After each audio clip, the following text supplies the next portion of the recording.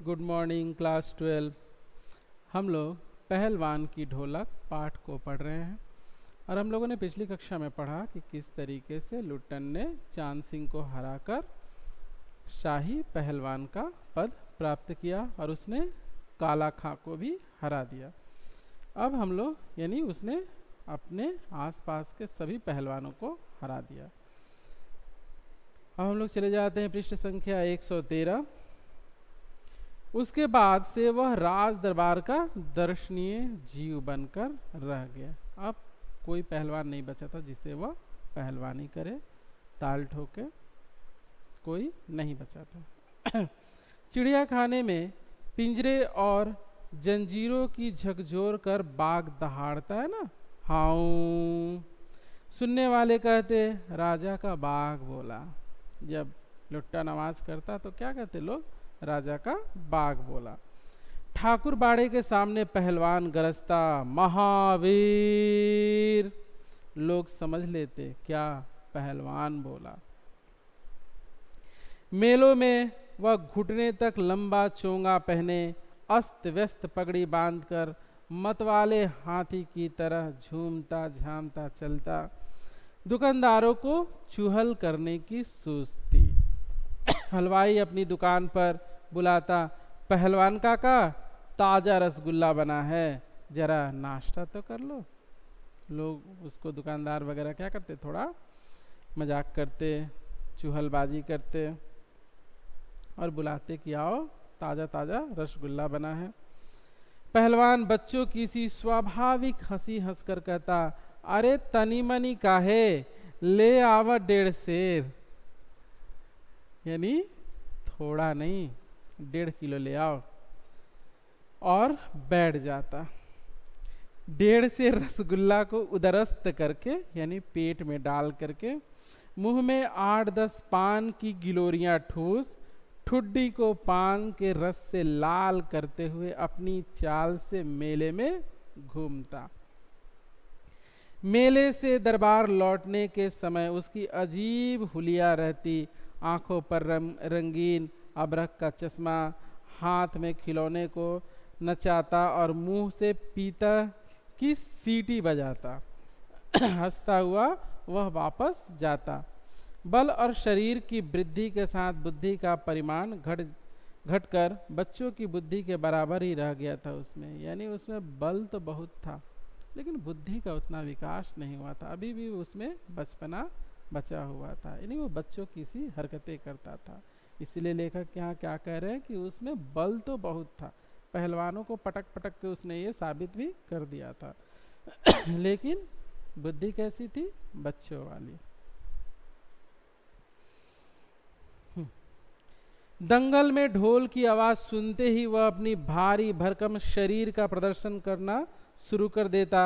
उसकी जोड़ी तो मिलती ही नहीं थी, कोई बचा ही नहीं था जो उससे लड़े, तो जोड़ी तो मिलती ही नहीं थी। यदि कोई उससे लड़ना भी चाहता तो राजा साहब लुट्टन को आज्ञा ही नहीं देते। अगर कोई देखता कि चलो भाई थोड़ा सा दम आजमा लेते हैं, जोर आजमाइश कर लेते हैं लुट्टन से, तो राजा साहब आज्ञा नहीं देते कि छोटे मोटे पहलवानों से लड़ने की आवश्यकता नहीं है। इसलिए वह निराश होकर लंगोट लगाकर देह में मिट्टी मल और उछालकर अपने को सांड या भैंसा साबित करता रहता था। बूढ़े राजा साहब देख देख कर मुस्कुराते रहते। बूढ़े राजा साहब उसी में आनंदित होते रहते अपने पहलवान को इस तरह की उछलकूद करते देखकर। यूं ही 15 वर्ष बीत गए। पहलवान अजय रहा। वह दंगल में अपने दोनों पुत्रों को लेकर उतरता था। पहलवान की सास पहले ही मर चुकी थी। पहलवान की स्त्री भी 2 पहलवानों को पैदा करके स्वर्ग सिधार गई थी, यानी उसकी पत्नी का भी देहांत हो गया था। दोनों लड़के पिता की ही तरह गठीले और तगड़े थे, यानी उसके जो 2 बेटे थे वह भी अपने पिता की तरह ही शरीर से हिष्ट पुष्ट तंदुरुस्त थे, गठीले शरीर वाले थे, पहलवानी करने लगे थे।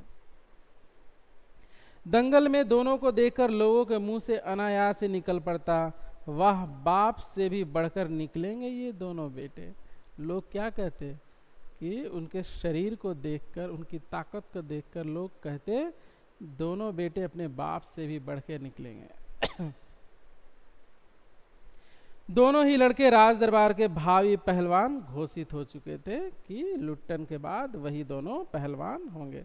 अतः दोनों का भरण पोषण दरबार से ही हो रहा था। प्रतिदिन प्रातः काल पहलवान स्वयं ढोलक बजा बजा कर दोनों से कसरत करवाता, व्यायाम करवाता। बिना कसरत के तो शरीर गठीला बनेगा नहीं। दोपहर में लेटे लेटे दोनों को सांसारिक ज्ञान की भी शिक्षा देता। समझे, ढोलक की आवाज पर पूरा ध्यान देना। अपने बच्चों को क्या कहता कि ढोलक की आवाज पर पूरा ध्यान देना। हाँ, मेरा गुरु कोई पहलवान नहीं, यही ढोल है। समझे कि मैंने जो पहलवानी की है, सीखी है, किसी गुरु से नहीं सीखा। इस ढोलक की आवाज ने, यानी ये ढोलक ही मेरा गुरु है। ढोल की आवाज के प्रताप से ही मैं पहलवान हुआ। दंगल में उतरकर सबसे पहले ढोलों को प्रणाम करना। समझे, यानी दंगल में उतरते ही सबसे पहले क्या करना, ढोलों को प्रणाम करना। ऐसे ही बहुत सी बातें वह कहा करता। फिर मालिक को कैसे खुश रखा जाता है, वह कब कैसा व्यवहार करना चाहिए आदि की शिक्षा वह नित्य दिया करता। नहीं, अपने बच्चों को व्यवहारिक ज्ञान देता रहता। किंतु उसकी शिक्षा दीक्षा सब किए कराए पर एक दिन पानी फिर गया। वृद्ध राजा स्वर्ग सिधार गए। नए राजकुमार ने विलायत से आते ही राज्य को अपने हाथों में ले लिया। राजा साहब के समय शिथिलता आ गई थी, राजकुमार के आते ही दूर हो गई। बहुत से परिवर्तन हुए। उन्हीं परिवर्तनों की लपेट घात में यानी चपेट घात में कौन पड़ा, पहलवान भी। दंगल का स्थान घोड़ों की रेस ने लिया। यानी हम लोग जानते हैं हर पीढ़ी क्या करती है, अपने विचारों को स्थापित करती है। तो राजा साहब क्या थे, पुरानी पीढ़ी के थे, पुरानी सोच के थे। तो वे पहलवानों के दंगल को पसंद करते थे। लेकिन जो नया राजकुमार था उसने आते ही सत्ता परिवर्तन के साथ साथ, क्योंकि वो विलायत का पढ़ा लिखा था, उसने पहलवानी को हटाकर क्या किया, रेस यानी जो घोड़ों की रेस होती है उसको स्थान दिया कि अब यहाँ पर पहलवानी नहीं, घोड़ों की रेस होगी। इसको और हम लोग विस्तार से अगली कक्षा में समझेंगे। तो मिलते हैं अगली कक्षा में और पढ़ते हैं पहलवान की ढोलक।